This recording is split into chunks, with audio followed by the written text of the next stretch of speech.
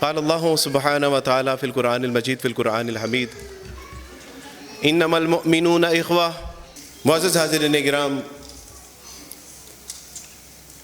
میں نے جب اسلام قبول کرنے سے قبل جب اسلام کا مطالعہ کیا تو یہ پڑھا تھا کہ اللہ وحدہ لا شریک، اس کا کوئی شریک نہیں ہے، وہ وحدہ و یکتا ہے، اکیلا ہے، تنہا ہے، اور اللہ کی قسم ویسا ہی پایا۔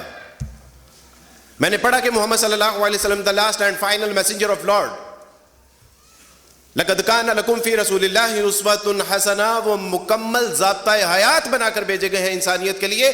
جیسا پڑھا تھا رسول اللہ صلی اللہ علیہ وسلم کے بارے میں ویسا ہی پایا۔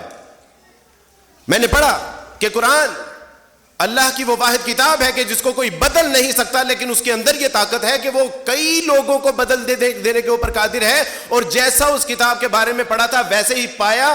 لیکن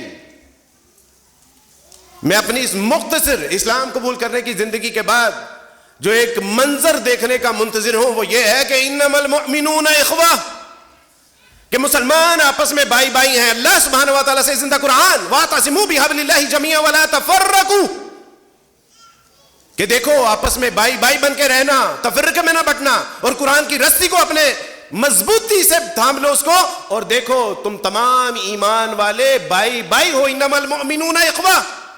رسول اللہ صلی اللہ علیہ وسلم نے فرمایا کہ المسلمون کجسد واحد، کہ مسلمان ایک جسم کی مانند ہے۔ لیکن سچی بات ہے کہ آج پوری دنیا میں امت مسلمہ کہ جو منظر نامہ پیش کر رہی ہے، شرم آتی ہے کہ ہم مسلمان بھی ہیں کہ نہیں۔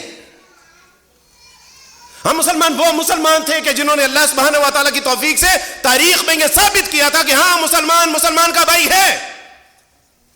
آج شاید میرے ساتھ وہ نہیں کھڑے کہ جو میرے ماں کے پیٹ سے پیدا ہونے والے میرے بھائی ہیں، لیکن لا الہ الا اللہ محمد رسول اللہ صلی اللہ علیہ وسلم کی برکت سے جو میرے ساتھ کھڑے ہیں وہ کئی بہتر میرے سگے بھائیوں سے بہتر ہیں۔ لیکن کیا ہو گیا آج امت مسلمہ کو؟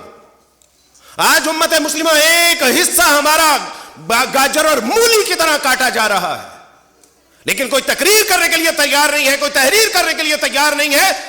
اور آج دیکھیے 57 مسلم ممالک کہ جن کے پاس 80 لاکھ سے زیادہ مجموعی اعتبار سے افواج، کہ جن کے پاس لاکھوں کروڑوں ٹن اسلحہ موجود ہے، کہ جن کے پاس تیل ہے، جن کے پاس روٹی کھانا پینا ہر چیز اللہ سبحانہ و تعالیٰ نے وافر مقدار میں عطا فرمائی رکھی ہے، لیکن دیکھیے کہ ایک جاگ کی مانند ایک بے حسی اور بے بسی کا مظاہرہ کر رہے ہیں۔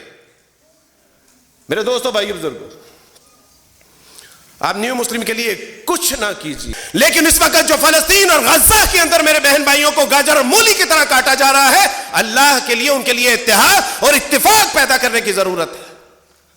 آج ہمیں بتایا جا رہا ہے کہ وہ تو شیعہ ہیں، وہ تو سنی ہیں، وہ تو اہل حدیث ہیں، وہ تو بریلوی ہیں۔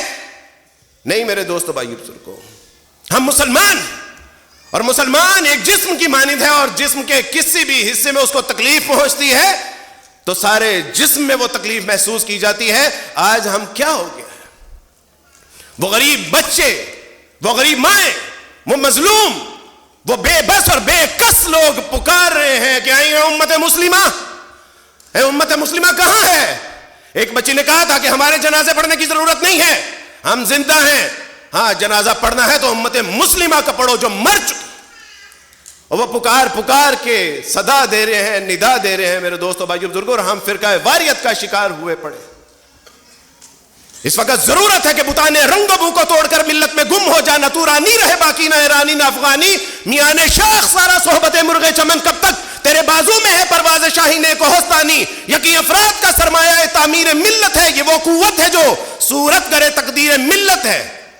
میرے دوستو، بھائیو بزرگوں، اس وقت ہمارے پاس دوسرا کوئی آپشن نہیں ہے۔ ہم یہ پروگرام بظاہر تو ایک نیو مسلم کانفرنس ہے، لیکن اس سے بڑا ہمارے پاس کوئی سیگمنٹ نہیں تھا کہ ہم اپنے آنے والے بہن بھائیوں کو، اپنے بچوں کو، اپنے بڑوں کو، اپنے بزرگوں کو، اپنے علماء کرام کو یہ احساس دلا سکے کہ اللہ کا واسطہ ہے اس کے جمعے تو پڑھا دیجئے، اس کے اوپر اللہ کا واسطہ ہے کہ اس کے اوپر تحریر تو لکھیے، اللہ کا واسطہ ہے کہ تقریر تو کیجئے، اللہ کا واسطہ ہے کہ کم سے کم نماز کے اختتام کے اوپر آپ فلسطین کے لیے ہاتھ اٹھا کے دعا ہی کر دیجئے۔ علامہ احسان علی ظہیر رحمہ اللہ نے فرمایا تھا، اس نے کہا تھا کہ فلسطین کا ایک نوجوان حرم کے اندر دعا مانگ رہا تھا کہ یا اللہ پاکستان کی سلامتی عطا فرمائیے گا. تو میں نے کہا کہ تو خود حالت جنگ میں فلسطین کے لیے کیا دعا کرتا ہے؟ انہوں نے کہا کہ بے شک ہم حالت جنگ میں ہیں، لیکن اگر پاکستان سلامت رہا تو ایک دن وہ فلسطین کو خود ہی آزاد کروا لیں گے. آج کہاں ہے وہ امت مسلمہ کا نوجوان غیرت مند غیور؟ آج کہاں پہ ہیں؟ اور میرے دوستو بھائیو بزرگوں، ہمیں تو شرم سے ڈوب مرنا چاہیے کہ جب میکڈونلڈ کے اندر بیٹھ کے برگر کھاتے ہیں، ان برگر کے اندر مرغی کا گوشت نہیں، آپ کے بچوں کا گوشت ہے. ہمیں شرم آنی چاہیے اس وقت جب ہم اپنے دسترخوان کے اوپر پیپسی کوک اور 7 اپ پیتے ہیں. وہ پیپسی 7 اپ کو کوک نہیں ہے، اس کے اندر میرے بچوں کا لہو ہے جو ہم پیتے ہیں. میرے بچوں، میں اپنے نو مسلم بہن بھائیوں سے گزارش کرنا چاہتا ہوں، اور پتر آج اگر ہمارے پاس ایمان ہے تو ایمان انہی کے آباء و اجداد کی برکت سے ہے جن کو آج گاجر اور مولی کی طرح فلسطین میں کاٹا جا رہا ہے. اور کبھی یہ ایمان کا قرض چکانے کا موقع ملے تو اپنے فلسطینی بہن بھائیوں کے اوپر اپنی جان نثار کر کے بھی اگر یہ قیمت چکانی پڑے تو اس پہ دریغ نہ کیجیے گا.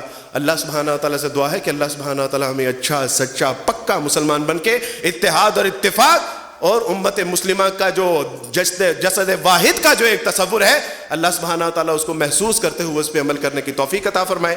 وآخر دعوانا ان الحمد للہ رب العالمین.